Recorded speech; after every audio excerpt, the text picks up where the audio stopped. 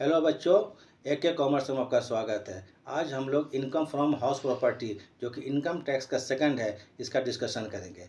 Income from house property का taxable income कैसे निकालते हैं, आज इसके बारे जानेंगे।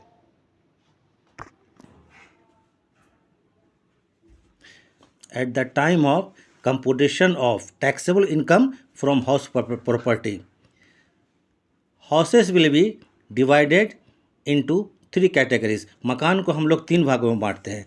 पहला नंबर एक, लेट आउट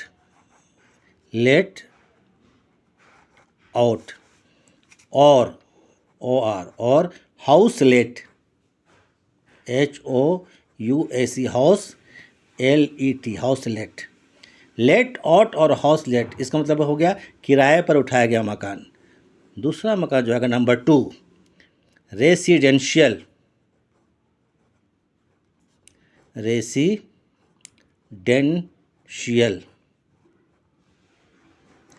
और सेल्फ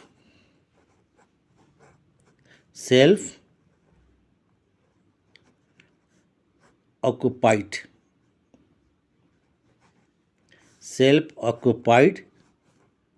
हाउस, मतलब खुद के रहने का मकान, स्वयं के रहने का मकान। तीसरा जो आएगा रेसिडेंशियल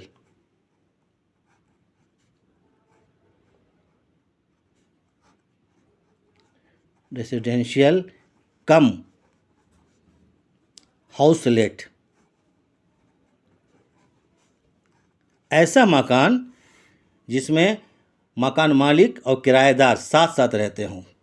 तो इस तरह से हम लोग इनकम फ्रॉम हाउस प्रॉपर्टी निकालने के लिए मकान को तीन भागों में बांटते हैं। लेट आउट, किराए पर उठाया गया मकान। रेसिडेंशियल, खुद कहने का मकान। रेसिडेंशियल कम हाउस लेट, जिसमें मकान मालिक और किराएदार साथ साथ रहते हों। अब हम लोग आज आपको हाउस प्रॉपर्टी निकालने के लिए उसका फॉर्मेट जो होता है उसको बताएंगे, फॉर्मेट कैसा है। पहले फॉर्मेट जान लेंगे, उसके बाद सब आइटम को हम लोग डिस्कशन करेंगे।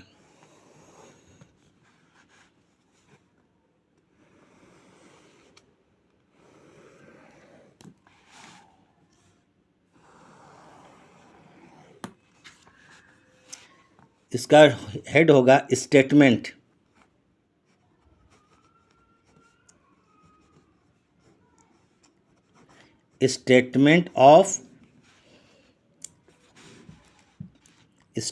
Of taxable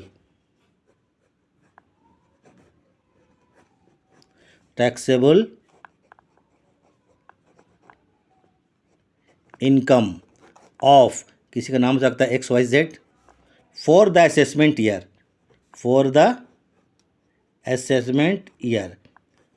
2024-25।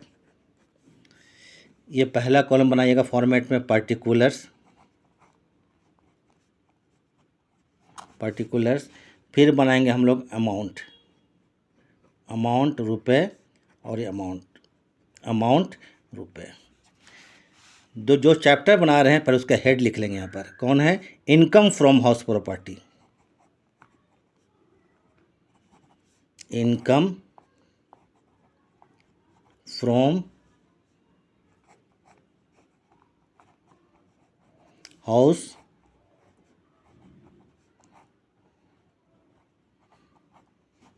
प्रॉपर्टी। इसको निकालने के लिए सबसे पहले निकालेंगे हम मकान का ग्रॉस एनुअल वैल्यू। क्या लिखेंगे? ग्रॉस एनुअल पहले लिखा जाएगा, ग्रॉस एनुअल वैल्यू।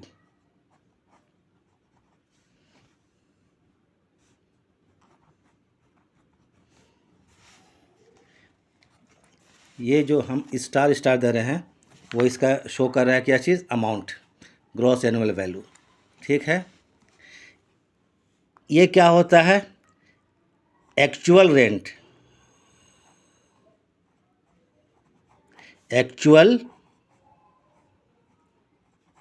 रेंट और expected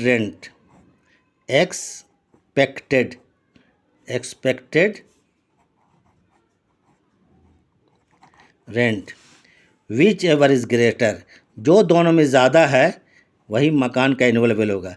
which ever is greater मन मोर, एनुअल वैल्यू हो गया। इसमें लेस किया जाएगा, लेस,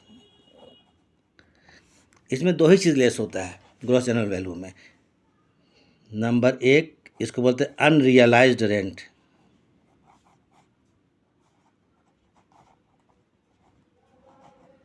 अनरियलाइज्ड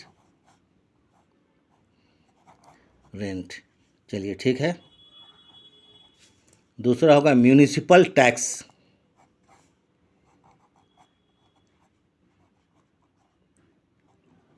म्यूनिसिपल मतलब नगर पालिका, म्यूनिसिपल टैक्स। ये दो चीज़ में लेस कर देंगे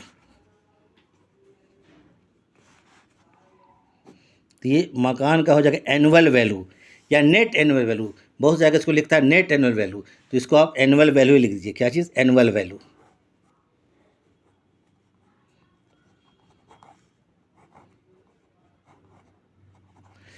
तो कहने का मतलब यह हो गया कि हाउस प्रॉपर्टी का हम लोग टैक्सेबल इनकम निकालने के लिए पहले लिख लेंगे gross annual value, gross annual value.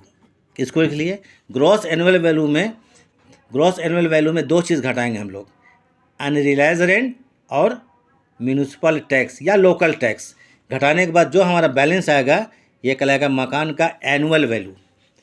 Annual value में कुछ डिडक्शन मिलता है, उसके बाद जो बचेगा, अगर पॉजिटिव में आंसर आता है तो इनकम फ्रॉम हाउस प्रॉपर्टी और निगेटिव में आता है तो लॉस फ्रॉम हाउस प्रॉपर्टी, ये अपना निकल जाएगा। तो ये इसका फॉर्मेट है। यह फॉर्मेट जो है लेट आउट मकान का, किसका है? लेट आउट, किराए पर उठाए गए मकान का है। तो इसमें आते हैं, लेस करेंगे, लेस डिडक्शंस, डिडक्शंस मतलब छूटें, डिडक्शंस अंडर सेक्शन, सेक्शन ज़रूर से लिखिएगा 24, अंडर सेक्शन 24। डिडक्शन जो है पहला होता है स्टैंडर्ड डिडक्शन। क्या है? स्टैंडर्ड, स्टैंडर्ड डिडक्शन, ये एक छूट मिलेगा एनुअल वैल्यू में। Standard deduction under section 24A, 24A, sorry काट देते इसको हम लोग, अंडर सेक्शन 24A। ये होता है 30% ऑफ एनुअल वैल्यू, 30%, ये होता है 30% ऑफ एनुअल वैल्यू। इसका हम लोग क्या करेंगे? 30%। ये जो छूट है ये ऑलवेज है, ये बराबर के लिए है, ऑलवेज। क्वेश्चन में बोले या ना बोले आपको ये छूट देना पड़ेगा, ऑलवेज। दूसरा होता है, अगर हम लोग मकान को बनाने के लिए, कंस्ट्रक्शन के लिए लोन लिए हैं, मकान को बनाने के लिए या कंस्ट्रक्शन के लिए लोन लिए हैं, तो उसका इंटरेस्ट, इसको बोलते हैं इंटरेस्ट ऑन लोन।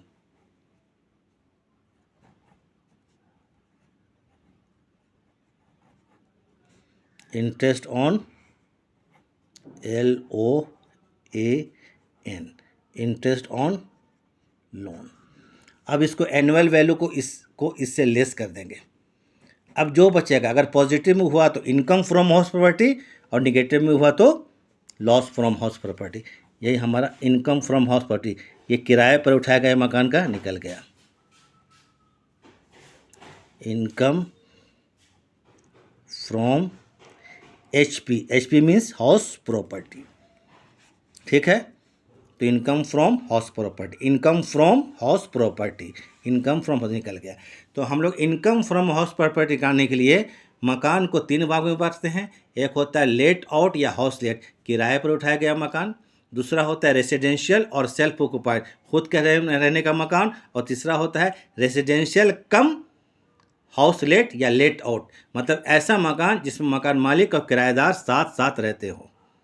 ठीक है, तो हम लोग इनकम फ्रॉम हाउस प्रॉपर्टी निकालने का फॉर्मेट हम बताएं, इसको लिखिएगा पहले इसके head, statement of taxable income of XYZ for assessment year 2024-2025।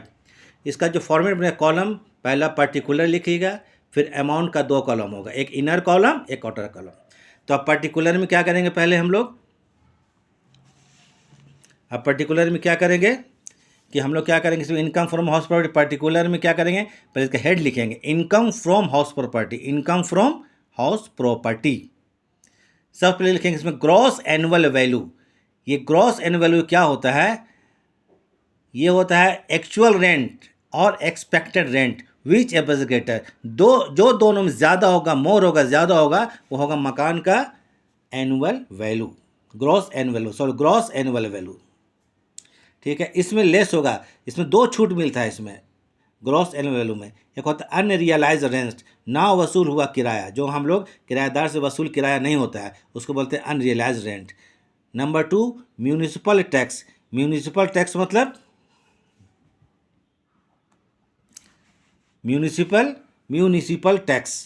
Municipal tax क्या होता है, नगर पालिका कर, ये दोनों से हम लोग घटा देंगे तो मकान का क्या आ जाएगा, एनुअल वैल्यू। एनुअल वैल्यू में कुछ डिडक्शंस मिलता है under section 24। Number 1 standard deduction, ये एनुअल वैल्यू का 30% होता है, स्टैंडर्ड एनुअल वैल्यू का 30% होता है। कोई प्रॉब्लम, ये ऑलवेज होता है, क्वेश्चन में बोले या ना बोले, किराए पर उठाया गया मकान जो लेट आउट होता है उसमें छूट मिलेगा ही मिलेगा। उसके बाद मकान को बनाने के लिए, मकान के कंस्ट्रक्शन के लिए अगर कोई लोन लिया गया है तो उस पर जो साल में प्रीवियस ईयर में जो इंटरेस्ट पेमेंट किया गया है उसका छूट दिया जाएगा, तो उसको बोलते हैं interest on loan. Standard deduction और इंटरेस्ट ऑन लोन, इन दोनों को जोड़ करके उसके बाद क्या करेंगे, हम मकान के एनुअल वैल्यू को उससे लेस कर देंगे। लेस करने के बाद जो बचेगा, अगर प्लस में आता है तो हो गया इनकम फ्रॉम हाउस प्रॉपर्टी, और माइनस में आता है तो क्या आ जाएगा, लॉस फ्रॉम हाउस प्रॉपर्टी। यही मकान का टैक्सेबल इनकम निकलेगा हाउस प्रॉपर्टी का। ठीक है, तो आज हम लोग इतना ही रखते हैं क्योंकि ये वीडियो लंबा हो जाएगा। अगर आप लोगों को ठीक लगा है तो आप लोग लाइक एंड सब्सक्राइब कर दीजिएगा। इसके बाद नेक्स्ट क्लास में आप लोग को हम इसके बारे में कुछ और थ्योरी लिखाएंगे और उसके बाद हम क्वेश्चन बनाना सोल्व करना शुरू कर देंगे। तो नेक्स्ट वीडियो ज़रूर से देखिएगा, आप लोग को बहुत क्लियर हो जाएगा इसमें। ठीक है, ओके, ठीक, थैंक्स।